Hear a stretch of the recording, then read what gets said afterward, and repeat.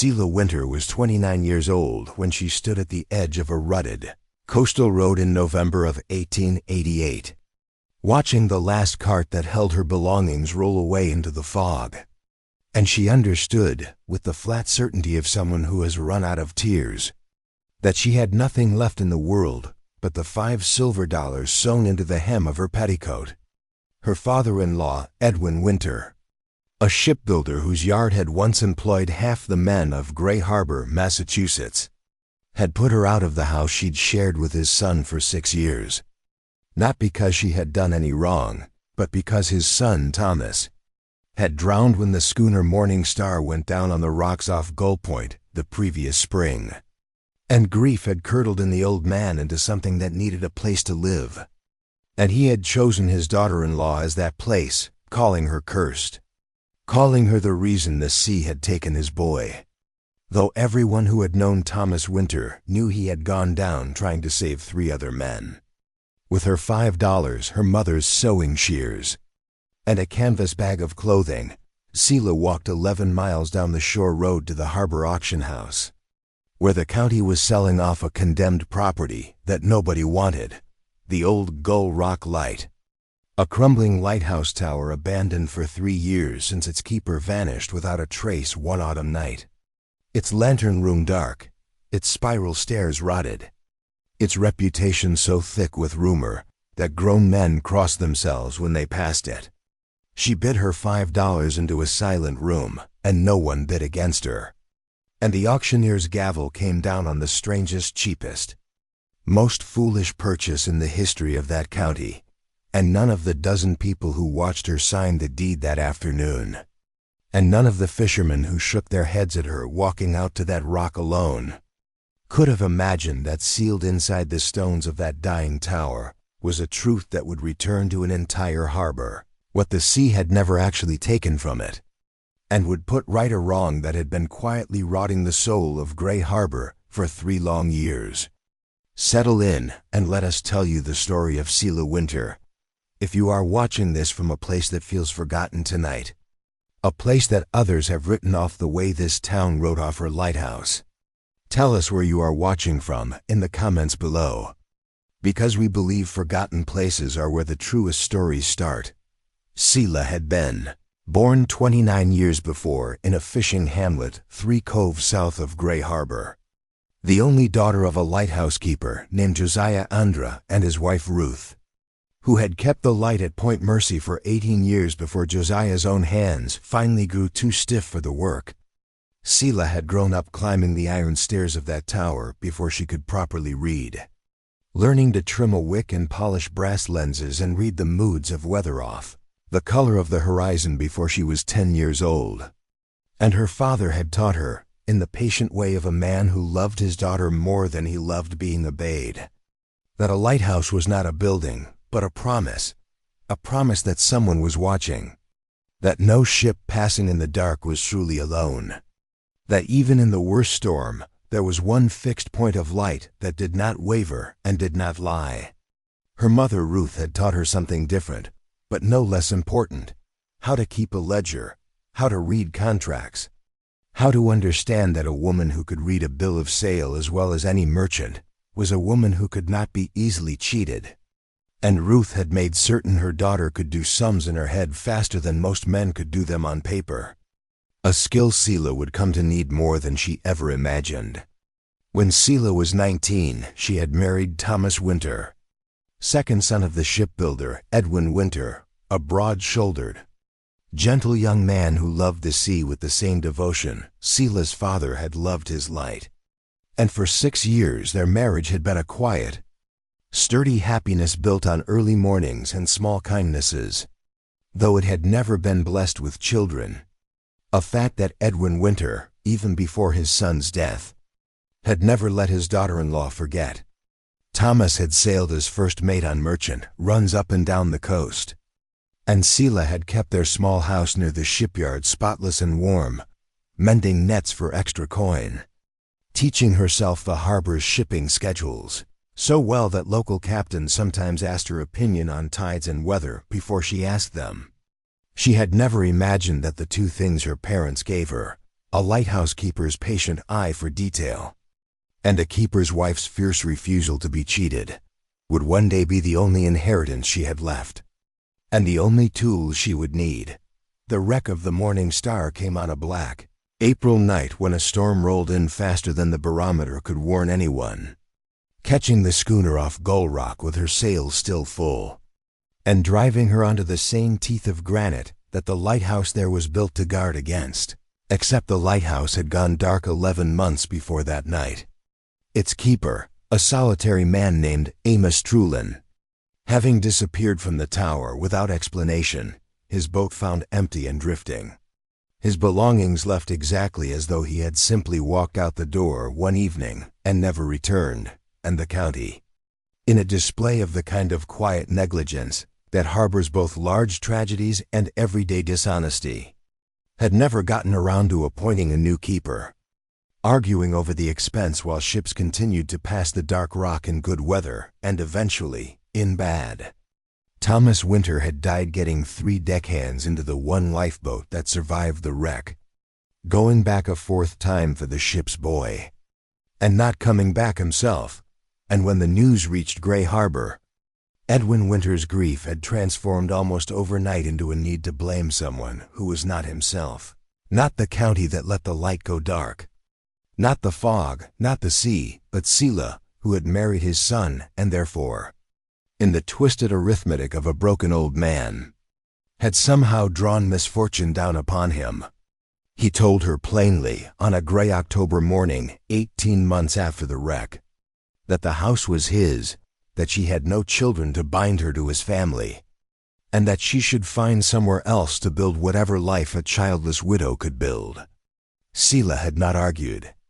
She had learned from her mother that arguing with a man who is already decided is wasted breath, and she had packed her canvas bag and walked away with her dignity, which was, she often thought later, worth more than the house had ever been. She did not choose Gull Rock Light by accident. She had heard the auction announced 2 days before, standing outside the harbor customs house reading a notice pinned to the board, and something in her, perhaps the ghost of her father's voice, perhaps simple defiance, perhaps the plain fact that $5 could buy nothing else in this world, not a room, not a boat,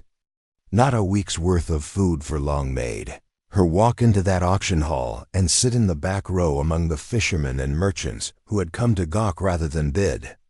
because everyone in Gray Harbor knew the tower was cursed, knew that a man had vanished from it without a trace, knew that its stones had gone 3 winters without proper care, and that the whole structure groaned in high wind like something in pain. When the auctioneer, a nervous county clerk named Mr. Higby, called the property and asked for an opening bid, the room had gone silent, men shifting in their seats, no one willing to be the fool who threw money at a haunted ruin, and Selah had stood, her voice steadier than she felt, and said, $5, which was every coin she owned, and Mr. Higby, visibly relieved, had banged his gavel before anyone could think better of laughing at her and change their mind about bidding. And just like that, the daughter of a keeper who had once taught her that a lighthouse was a promise now owned one. Broken and dark and utterly her own, she walked out to Gull Rock the next morning at low tide across the exposed causeway of black rock and barnacle, her canvas bag over her shoulder, and stood for a long moment at the base of the tower looking up at it. 60 feet of gray fieldstone streaked with salt and neglect, its lantern room glass so filthy with gull droppings and grime that no light could possibly have passed through it, even if a lamp had been lit inside. And she felt, standing there, not the fear that the fishermen's wives had warned her about, but something closer to recognition, the way one feels meeting a stranger who reminds them powerfully of someone they loved and lost. The door at the base had swollen shut with damp, and she had to put her shoulder into it 3 times before it gave way with a groan, releasing a breath of cold, mineral-smelling air that had been sealed inside for 3 years. And she stepped into a round stone room stacked with the abandoned tools of a keeper's trade, coiled rope gone stiff, a rusted oil can, a broom with half its bristles eaten away by mice, and she began, that very first day, to clean, *. It was on her third day in the tower, while she was scrubbing decades of soot from the iron stairs that spiraled up through the tower's throat, that she found the first thing that told her Gull Rock Light held more than empty rooms and bad memories. Halfway up the stairs, there was a narrow landing where the keeper had evidently kept a small writing desk bolted to the wall, its surface warped with damp, and in the bottom drawer, which had swollen so tightly shut she had to pry it with her father's old marlinspike, she found a leather-bound logbook, its pages foxed with moisture but still legible. And on its cover, in a careful copperplate hand, was written the name Amos, Trewellyn keeper. She sat on the cold stone stairs with the logbook open on her knees,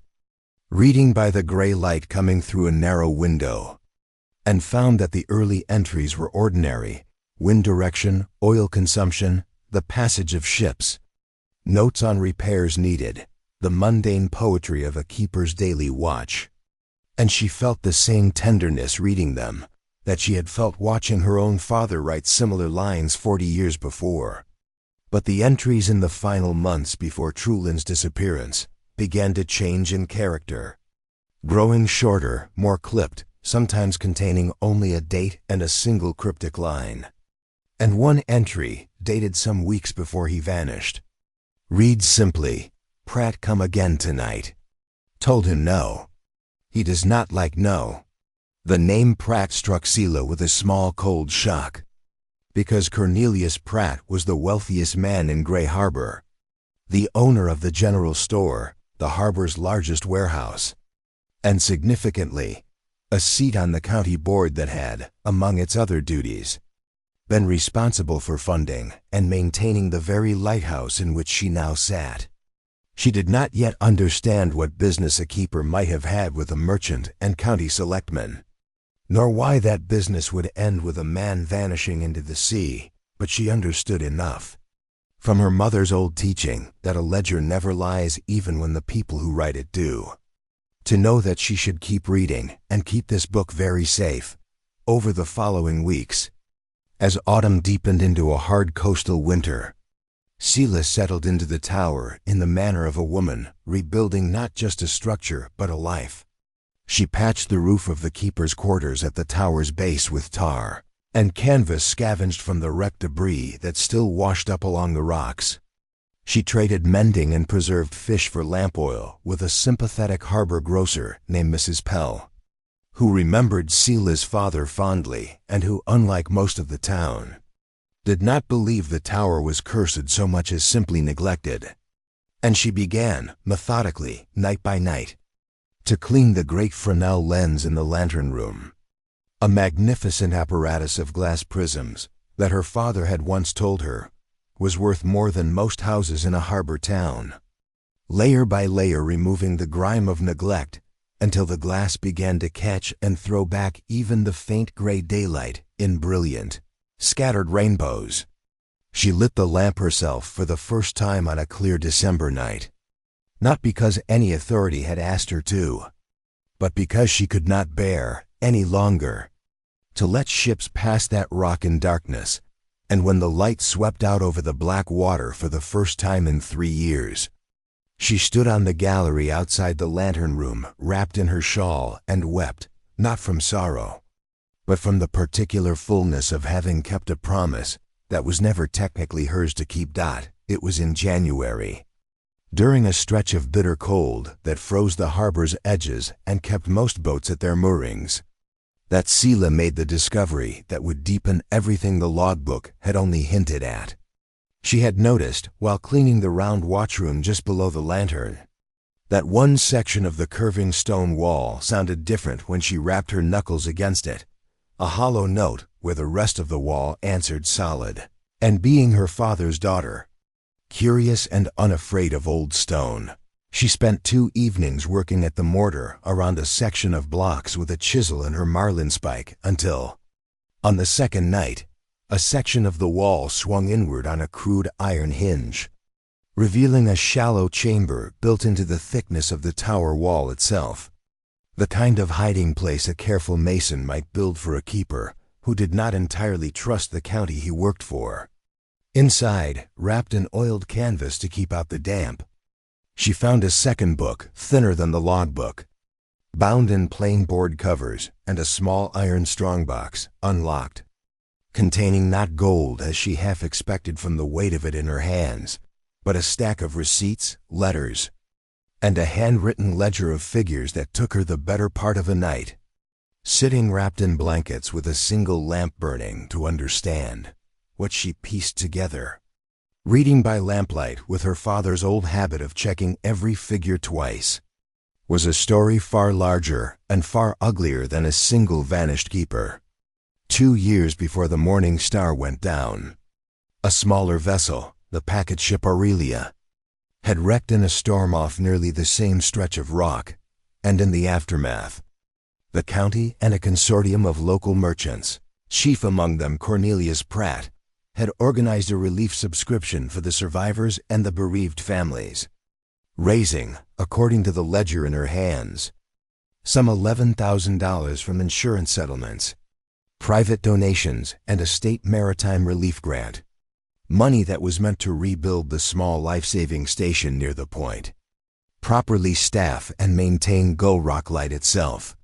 and provide for the widows of the 4 men lost in that wreck.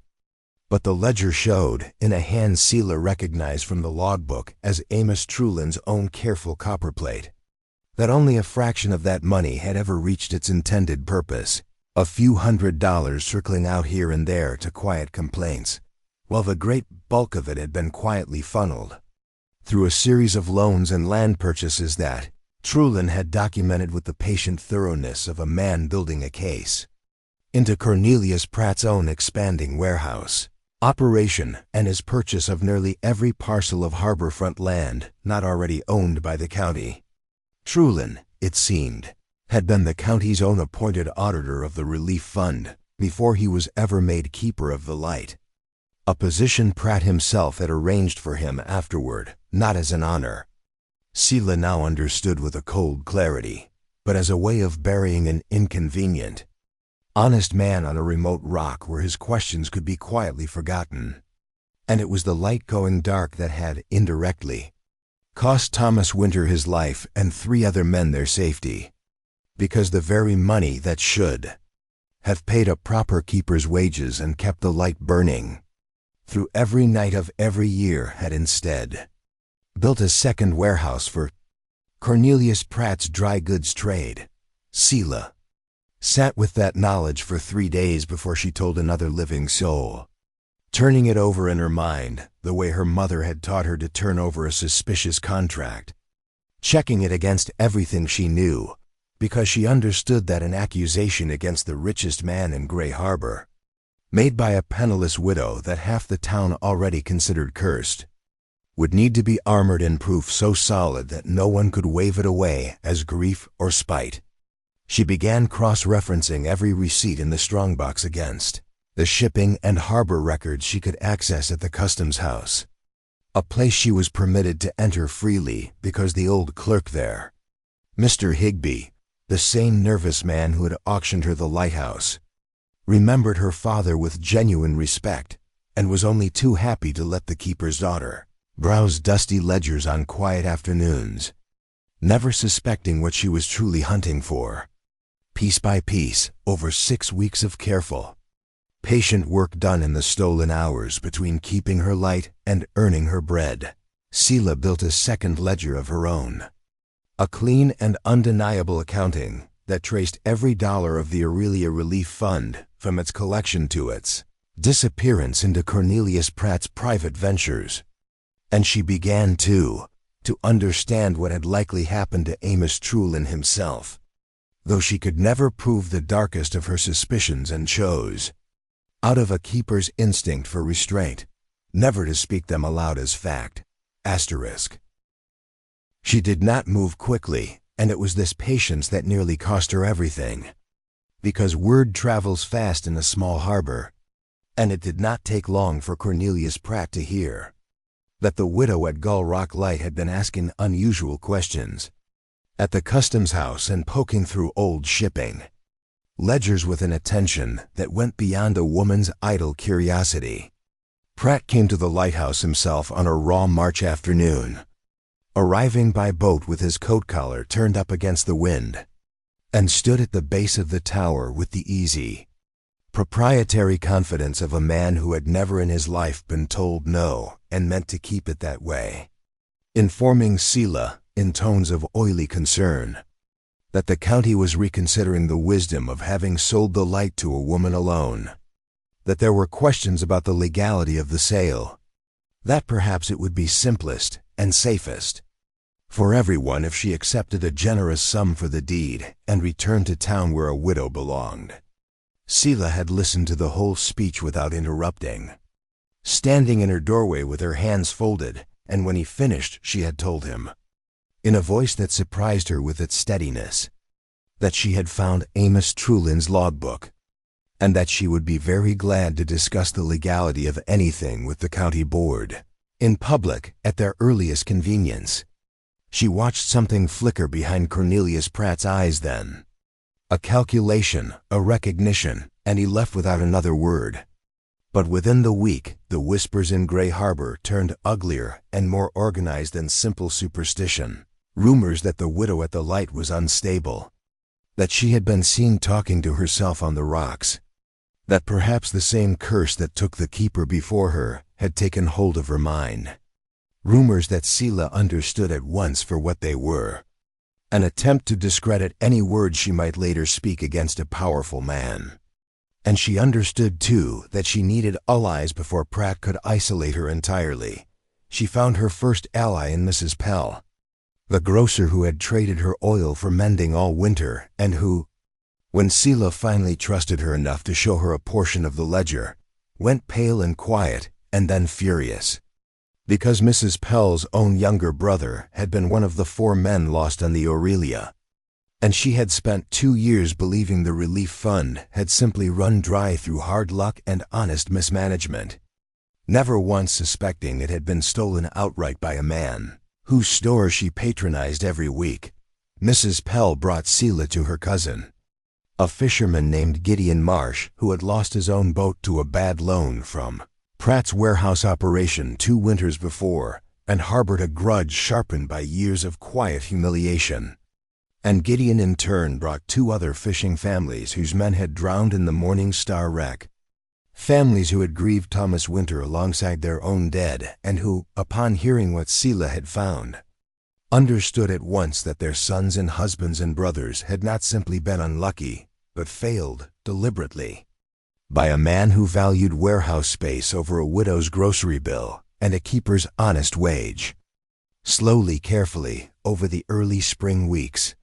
Selah built not just a case but a coalition, meeting in the front room of Mrs. Pell's store after closing hours,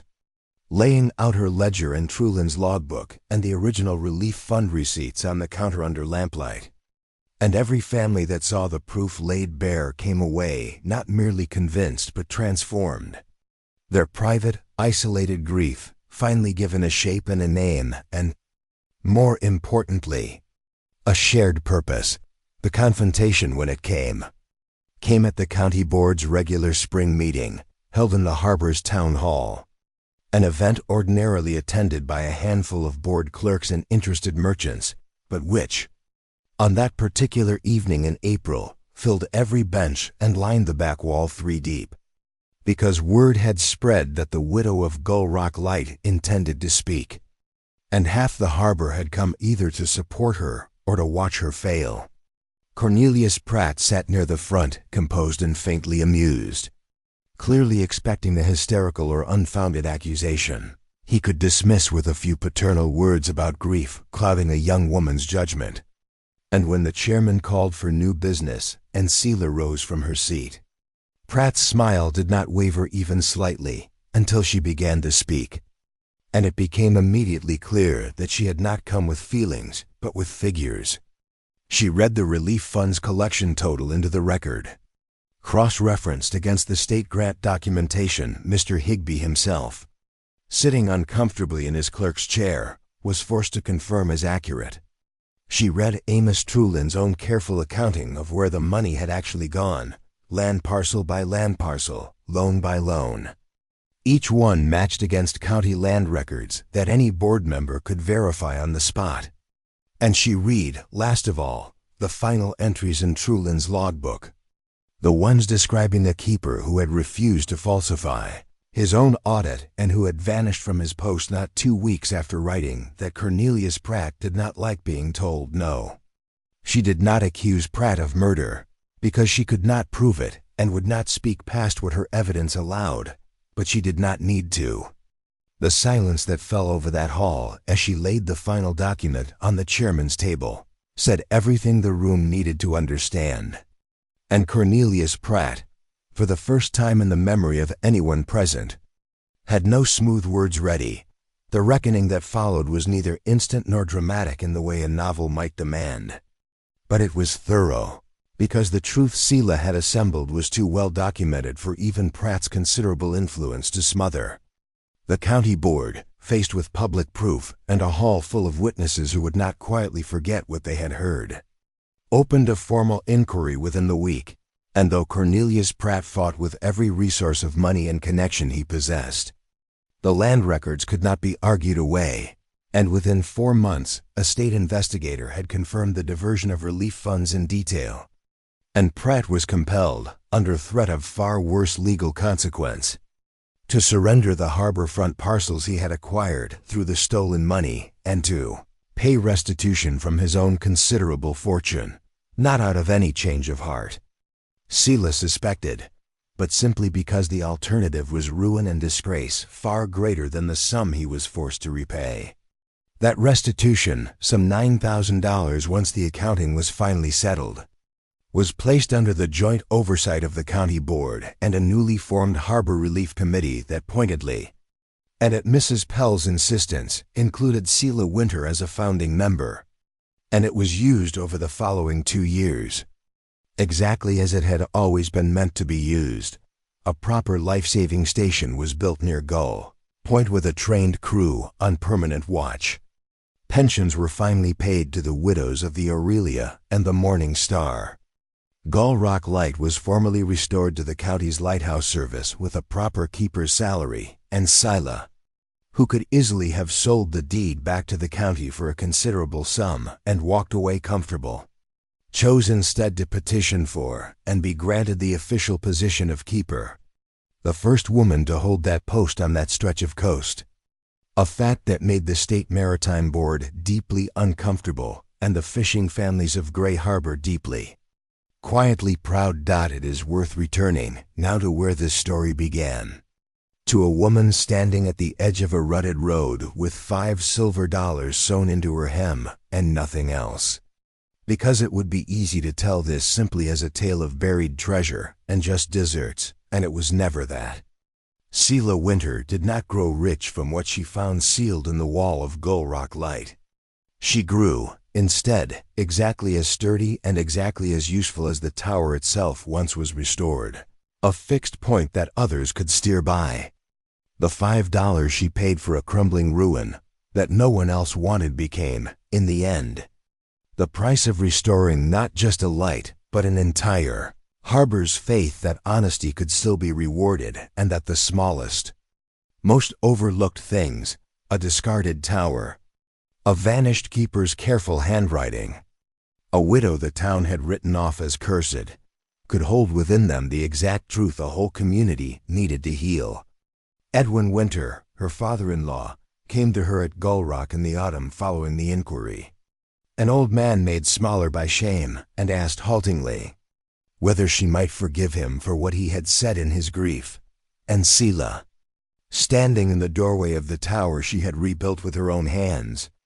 told him what her father had once told her, that a lighthouse does not choose which ships to guide. It simply keeps its promise to all of them, and she supposed she could do the same for family. She did not forget what he had done, but she did not let it harden her either. And in this too she honored the lesson her parents had given her, that keeping a light burning is not about deserving the dark to end, but about refusing to let it win. Thank you for spending this evening with Selah Winter and the light she carried back to Gray Harbor. If her story moved you, We would be grateful if you would share it with someone who needs a reminder that overlooked things and overlooked people often hold more worth than the world assumes. And we would love to hear from you in the comments. What is a time in your own life when you found real value in something? Or someone that everyone else had already written off? We read every story you share with us, and we are grateful, truly, for every one of you who keeps returning to sit with us in these quiet hours. Until next time, stay close, asterisk.